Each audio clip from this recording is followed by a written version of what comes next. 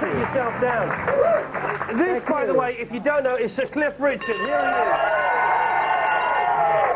How are you, Sir Cliff? I'm all right, thanks. Do you like our show? No. Why don't you like it? What don't you like about it? No, I've never seen it, really. Have you never seen it? It's too early and too late. Oh, it's good. You should try it. You'd enjoy it. I will. Actually, I did watch Women. I did catch a bit of it because I saw Robbie Williams on. Oh, and you enjoyed that? I did, actually, but I couldn't understand why he wore black underpants and a see-through frock. That's what they do, the young people nowadays. I mean, you've been famous for a long time. You were the guy who sang The Young Ones. I was, but I do other stuff as well. No, I know you did. But I just want to know. In fact, I've spent more time doing other stuff than I did doing The Young Ones. The Young Ones was just once. No, it's just a point in the interview, Cliff. Don't get hung up about it, that's all. We've got 8 minutes, man. I mean, it's up to you. What was the best decade to be famous? The 50s, 60s, 70s, 80s, or 90s? 90s. Yeah? Yeah. Why is that?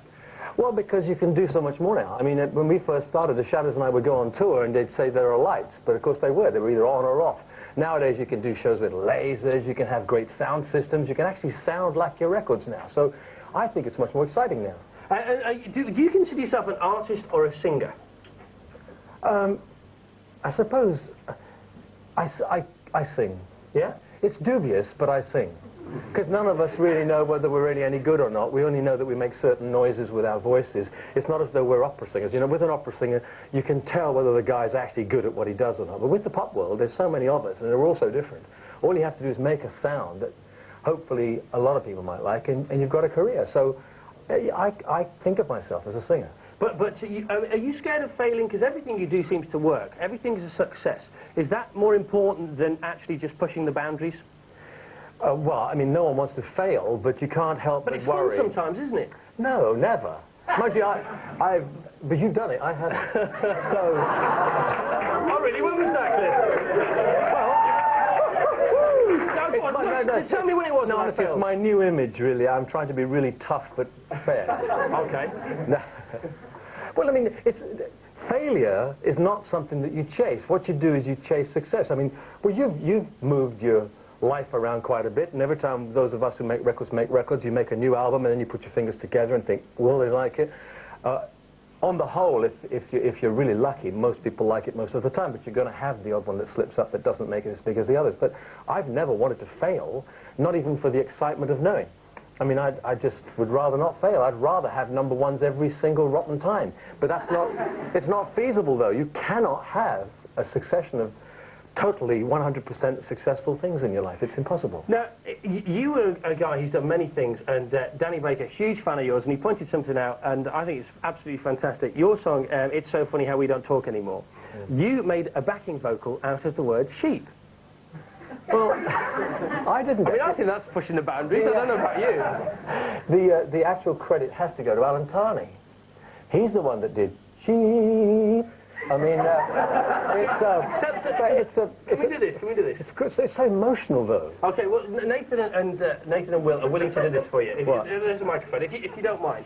Could you do it? Because he goes, it's from It's So Funny How We Don't Talk Anymore. I ain't losing sleep, and I ain't counting sheep, Okay, could you do the main line for it both times, and they'll do sleep and sheep for you? You're going to do the sleep? Let's see if Which bit is it? It's the, it's so funny how we don't talk anymore. But I ain't losing sleep, and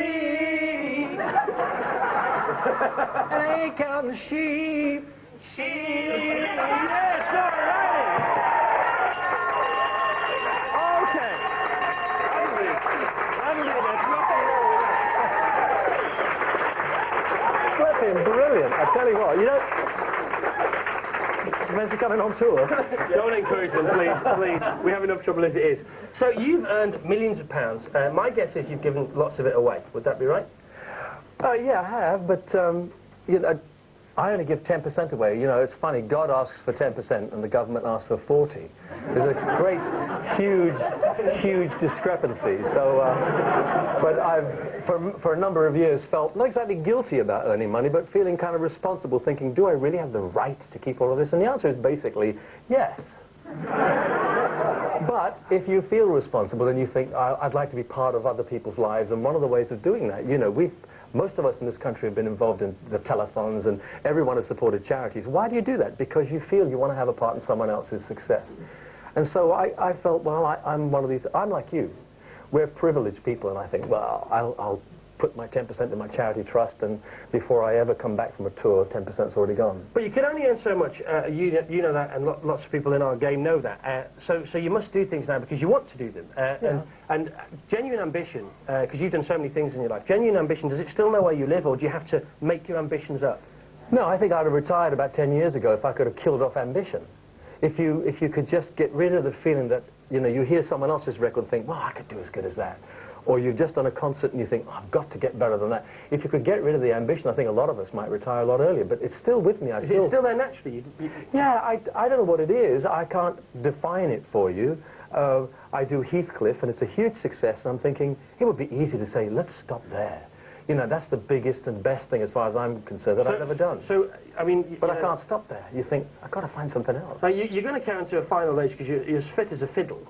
So you must have 20-odd years left. Stradivarius, I think. 1,000 years old. What do you want to do? What's the big thing? Well, Heathcliff was your big thing. It's gone now. You've done it was, but you see, it's those who sing and those who act and those who dance, etc., know full well that you try to reach perfection, and every rotten time you fail. You know you're going to fail, but you still attempt it. So really, the answer is very simple. I have to do everything again, only try and get it better. There's no way around this. I don't think perfection will ever be achieved in the world of the arts. So you can be Placido Domingo, and there'll be somebody later that will come along that will just push those boundaries a little bit more and be slightly closer to perfection, but still not make it. So I've got to do it all again, I'm afraid. Get it right. What's the best rumour you've heard about yourself, and is it true? The best... no, it wasn't true, but but it was that I was going to become a monk. Oh, right. And I've heard some better ones than that. Have you? Yeah, I'm not... But are they true? I don't know. I don't know. I'll ask you afterwards. And now listen, you've made one of your greatest appearances ever, which nobody can do nowadays, was it the Thunderbird you were on? Yeah. Well, I wasn't on, no. I mean, I made a track that with the shadows, and then these puppets mimed them. Do you mind if we show it? Because I just think no. Okay, I think this is just brilliant. Here we go. And now, ladies and gentlemen, we present the biggest star in the universe, none other than Cliff Richard Jr.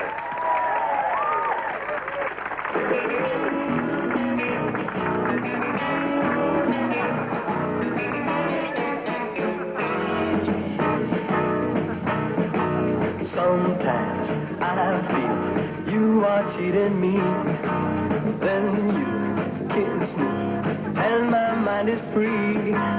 But then I think I should let you know that I got friends. So baby, listen to me. A shooting star will shoot you, and the man in the moon will jump on you if you don't love me no more.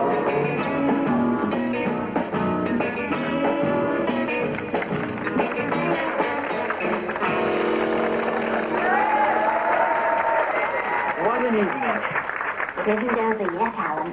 The night is young. So Alan said the night was over. Lady Penelope said it's not over yet, Alan. The night is young. What do you think she meant by that? I've got no idea. You know me. Now listen, that puppet I think is probably the most prestigious out of all of them nowadays, and we've actually found it. It was in a garage. Seriously, it was in a garage in Wales. There you go. There it is. It's not. It is. It's the actual. That's the real one. You're kidding. Yeah, that's the one. Well, how do they work it? I don't know. Stick your finger up the jacket or something? This bloke in Wales owns it. It's in his garage. I like the way stuff goes. But that can't be the real one. It's the real one. It doesn't look anything like me, even then. But do you know what? The hair feels the same, honestly. Does it? Yeah, absolutely. Well, it's nice to reunite you with the guy here, and thanks for coming on the show. I appreciate it. Thanks a lot. By the way, there's a huge, big thing going on here. A big hand for Cliff, and there is the big hand. New album. Thanks to Cliff, thanks to all our guests tonight, thanks to Dave Stewart and the famous backing vocalist, thanks to the Montrose Avenue, Richard and Judy, Jenny McCarthy. Now let's say goodbye with the Cardigans. Their Idol's hits on Virgin Radio. He admits he doesn't like the singer and calls the fans nutcases, but they have hit back, vowing to picket his studios until he changes his mind. We don't play Cliff Richard on Virgin. He's not one of our artists. Yeah. We wouldn't play him. It is a policy, yes, we don't play him, but it's not because we don't like him. Although, you know, I don't like him.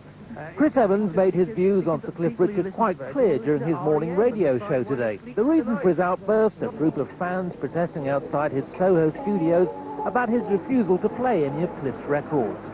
The man himself was at Heathrow Airport when familiar guys helping to send 200 incurably sick, ill and disabled children on a special British Airways flight to Disney World in Florida.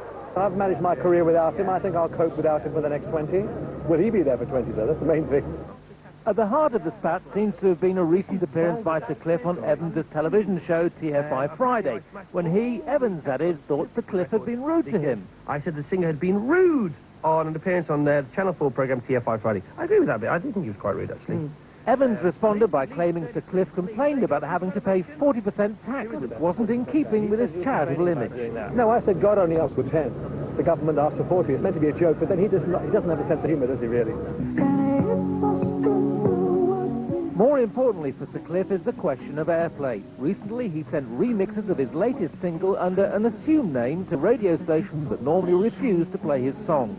The disturbing thing is that we found out it was Cliff, we stopped playing it. Well, thank you, and goodbye. All good knockabout stuff. The fans are planning more protests and marshalling their support on the internet. Evans, who can smell publicity a mile away, fights back using the airwaves. Sad and pathetic Sir Cliff Richard supporters.